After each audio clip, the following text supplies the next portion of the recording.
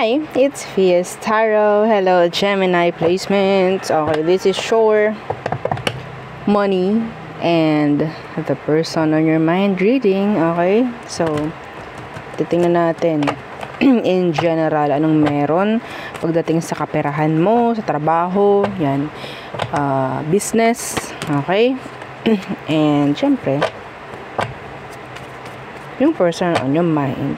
This is for June lang po, no?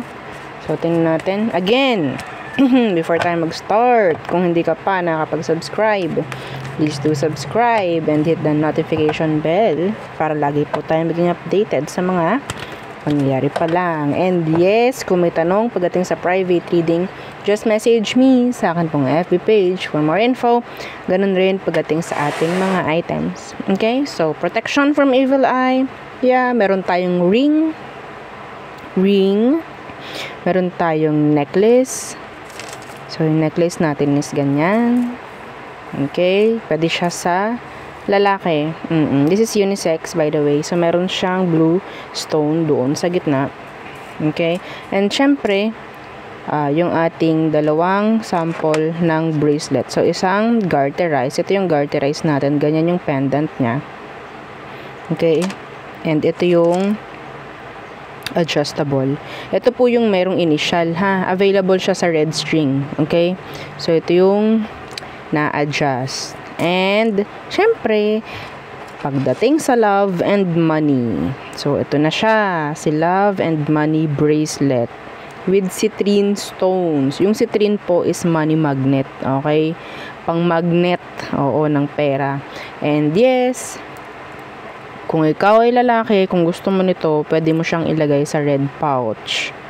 Okay? Kung gusto mo lang din naman gamitin siya para sa pera, sa pamimera mo, pwede rin. Okay? So, ganun lang. This is 2-in-1 naman kasi for love and money. So, kailangan ko yung real name mo dito. Okay? Dito sa ating bracelet na to. Okay? Hindi ko kailangan ng alias. Hindi ko kailangan ng palayaw mo. Okay? So, syempre, parang hindi sayang, no? Inyo rin naman to. So, okay. So, yan siya. And yung ating granter. So, si granter, taga-grant, okay, ng mga minamanifest mo, yung mga ginugusto mo, mga hinihiling mo. Yun. Taga-grant lang siya. Okay? So, kailangan mong proteksyonan yung inyong mga minamanifest sa pamamagitan ng evil eye. Okay? Yung evil eye ang magpo-protect para hindi sila masira ng mga tao. Okay? Na may inggit sa'yo, may galit sa'yo. Yun yung pinupuntirya nila eh. Okay? So, yun. Lalo na kung ikaw itong palakwento. No? Palakwento ka sa mga gusto mong mangyari sa buhay mo. Yun. Okay? So, si granter, igagrant niya kung ano yung nabubuo mo, kung ano yung namamanifest mo. Yun lang yun, okay? And yeah, again, this is made to order, yung granter necklace natin. Sa mga nagtatanong ilang inches ba itong chain, this is 22 inches. Okay, 20, yeah. So, yun lang. Ano pa ba? Non-tarnish, okay? So, yan siya. And syempre, yung ating last is si cord cutting. Si cord cut. So, pang-alis alat. Pang-alis MALAS. Okay? So, yun po, ha? Pang-alis yun. Pang-alis ito. Tatanggalin natin yung mga nagbibigay ng ganun sa'yo. Okay? So, hindi ko sinasabing word na yun para hindi mag-manifest. Oo. So, yun po, ha?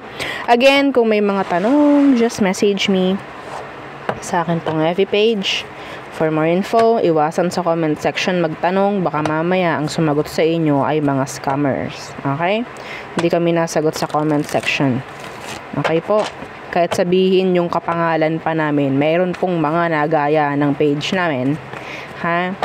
Okay? So, number 1, hindi po kami nagre-reply sa comment section kung kayo ay magtatanong about sa reading, about sa items. Okay? Malinaw po, ha? Okay.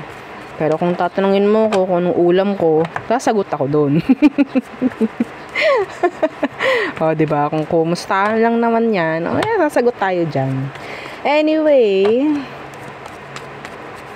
Gemini, anong meron sa'yo? Pagdating sa kaperahan mo ngayong June, anong meron? So, pwedeng gabay, prediction, mensahe. Okay. Sa pamemera, trabaho, business, kung ano bang meron ngayon? Okay, the High Priestess in reversed.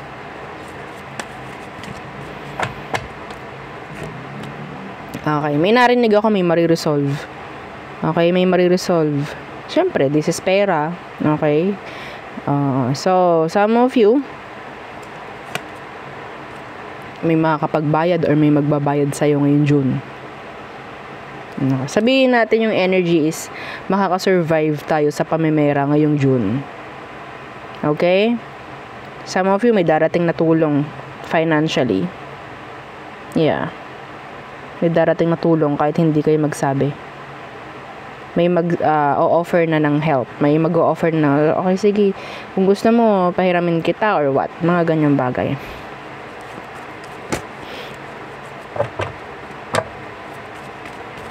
Okay? Ano tong High Priestess in reversed? Yeah, see? The Wheel of Fortune. The Fortune! Okay?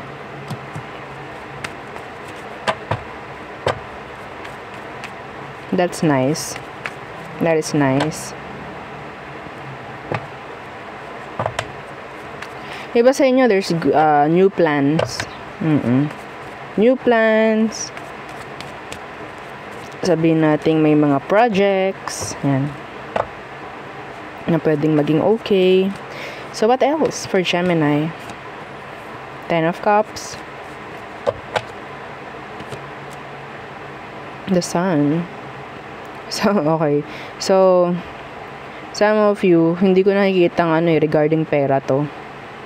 Okay. Anyway, may chance na pwedeng meron kang iso-surprise. Could be a family member.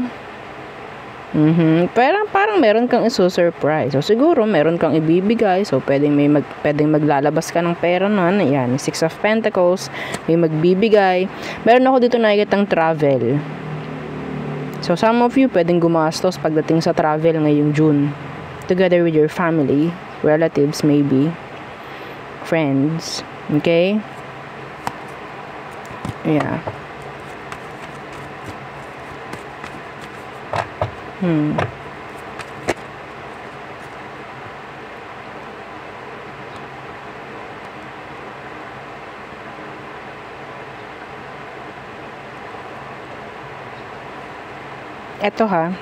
This is channeled. Sa occasion na yon, yung mga gamit ninyo, medyo lalo pera. Ingat-ingatan. Okay? May nakita ko, a thief. Okay? Thief. Medyo malikot ang kamay. Okay? So, hindi ko alam kung sino yon. So, kung ikaw, specifically, meron kang pupuntahan, okasyon, ganto ganyan, together with your family, mas maganda kung kayo iiwan nyo yung bahay nyo, mas maganda may titingin or okay, this is gabay. Basta maging lang kayo, i-secure nyo lang, no, yung mga pera nyo, secure nyo and everything important. Okay. What else? Iba sa inyo, pwede i-surprise nyo yung family nyo. Good news. Okay? Good news. Because the Sun is here. Ititreat mo. Meron kang ititreat or pwedeng ikaw ititreat ka. Or something like that. Meron kang ititreat. Kasi pwedeng makakakuha ka ng good news around pwedeng sa workplace or sa business mo. Pwedeng may magbo-boom or sabihin natin may maganda lang na mangyayari pagdating sa finance. Okay? So, what else? Page of Swords inversed. The Knight of Wands. Okay. So, yung iba rito na parang merong inaaral na business, pwede ngayong June ninyo itutuloy. Okay? Ngayong June. Sisimulan. Pwedeng inaral nyo na to matagal na. Yeah, business. Page of Pentacles, Universe. Yeah, the Ace of Cups. Or could be an offer. An offer na pwedeng darating ngayong June regarding business. Okay? So, yun ang aking nakikita. Pagdating dyan sa inyong kaperahan. Oo, ngayong June. Yung unang-unang energy maganda, no? So, let's see. That's for you naman. Ano naman meron sa person on your mind? Who is this person? Gemini. Who is this? The person on your mind. Anong meron? Ngayong June. So, sino ba to? Anong meron sa situation ninyo ngayon, Gemini? Ngayong June. Anong meron? Current situation ng mga Gemini. Let's see. In love. Oh, the Ten of Wands. Okay. The Emperor in reverse. Meron ditong parang tumatalikod, no? An issue. Tumatalikod sa responsibilidad. May tumalikod sa responsibilidad, may umayaw, may umiiwas, no? Sa isang, sabihin nating, responsibilidad. Pagiging ina, pagiging ama, could be, parang ganyan.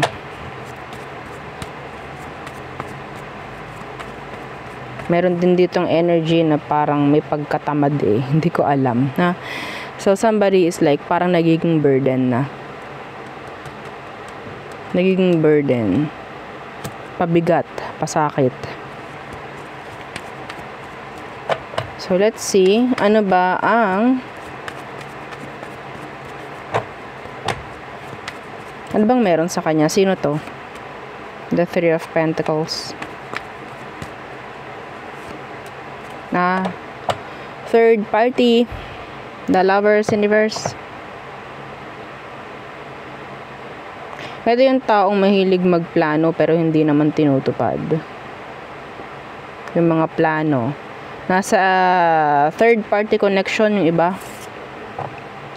Okay, sabihin natin hindi na maganda yung pagsasama. There's separation for some of you. There's third party involved. Pero, yeah, ito yung taong mahilig magplano, ganto, ganyan, gantong gagawin natin. Ito yung plano natin. Pero, nakatalikod, hindi naman nila ginagampanan kung ano man yung naging plano nila. Parang hintay lang kayo ng hintay. Let's see. Anong meron pagdating sa emosyon niya sa'yo? The Four of Cups in reverse. Okay, the Knight of Wands. So, itong taong to, wala tong takot, no? Pagdating sa salitang panghihinayang. Okay po. Hindi po sila nanghihinayang. The Knight of Wands, sabihin natin, puro mabubulaklak lang. No? Ang mga, sabihin natin ngingas kugon, sa umpisa lang, okay. Pero hindi sila consistent. May pagka-player type itong energy na to. Some of them, they're just playing with you. They're playing with you. Hindi sila seryoso. Yeah, the Two of Wands, there could be choices, options. Hindi ka nito hahayaan na totally mawala sa connection na to. Kung ikaw naghihintay ka ng pagpili, okay, mula sa taong to, kung sino ba talaga, wala akong nakukuha. Some of you kasi, you're still there. Okay? Some of you, open pa rin kayo sa ganon, no? Sa sex. Kaya ganyan. They're manipulator. They're controller. Hindi ka nito hahayaang makawala or makaalis totally. So, anong kanyang next action? Let's see. The King of Swords. So, that is some of you. That's talking about pananakot or blackmailing, parang ganyan. Yeah, the Six of Pentacles. Ganto, ganyan. Pag ganto, hindi ka sumunod, hindi ko ibibigay, or pag totally nawala tayo, talagang mawawala na yung mga plano natin, or what. Okay? So, magaling siya. Actually, Justice in Reverse. Hindi naman totoo eh. Okay? Nadadala lang kayo dito, natakot lang kayo sa pwedeng mawala. Eh, siya hindi eh. Okay? Itong taong to, alam niya na pwedeng ikaw may takot ka na mawala siya. Pero siya, wala siyang takot. Kaya, may chance na ikaw yung nakukontrol. Ikaw yung namamaniobra. Ikaw yung napapasunod.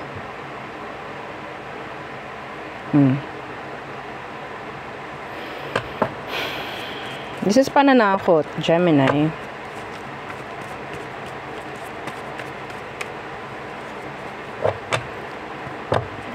Let's see.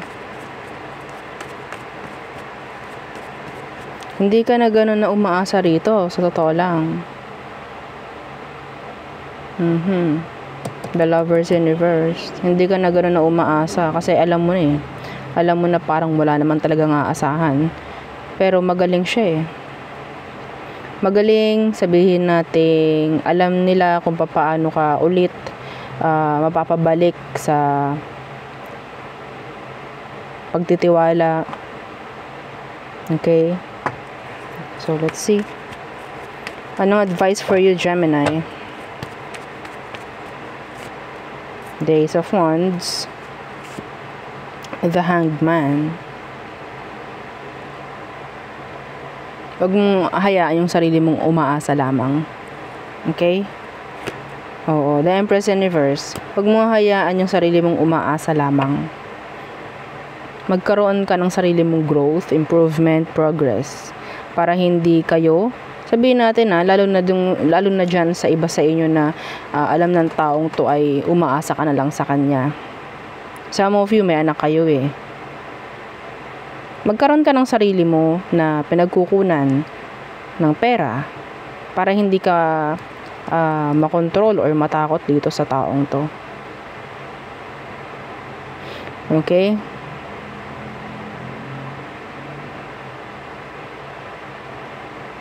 Third party to.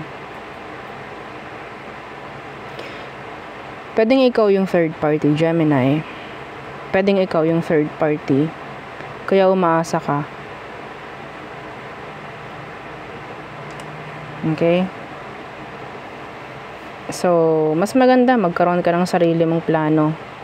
Huwag ka mag-expect dito kasi wala ka nang ine-expect talaga dapat. Okay? You're just wasting your time. Kung ikaw ay talagang umaasa dito. Hindi ka makakaalis dito kasi matatakot ka eh.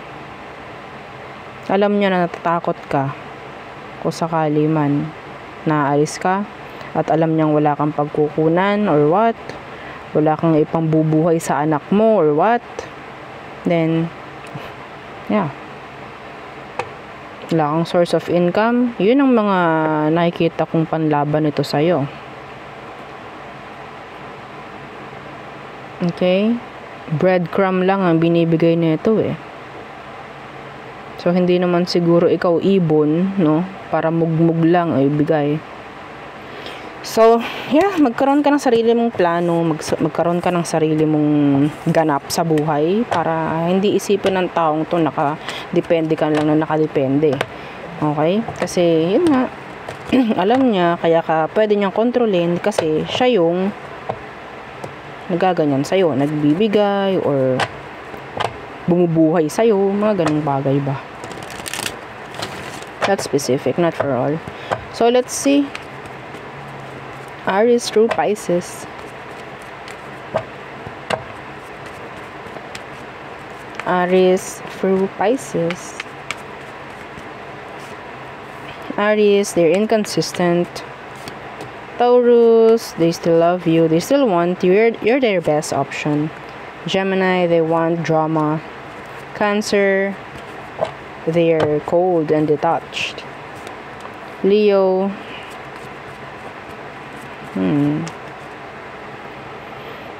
Ayaw ni Leo ng tension. Okay, ayaw na niya ng tension, ayaw na rin niya ng blockages. Pero some of them, hindi sila open in communication. Okay, Virgo, hot and cold.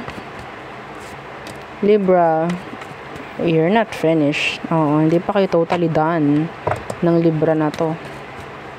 Scorpio, somebody wants to guard down. Okay. Sagittarius, they're lying. May mga secrets so na nakatago. So Capricorn, they're moving on. They have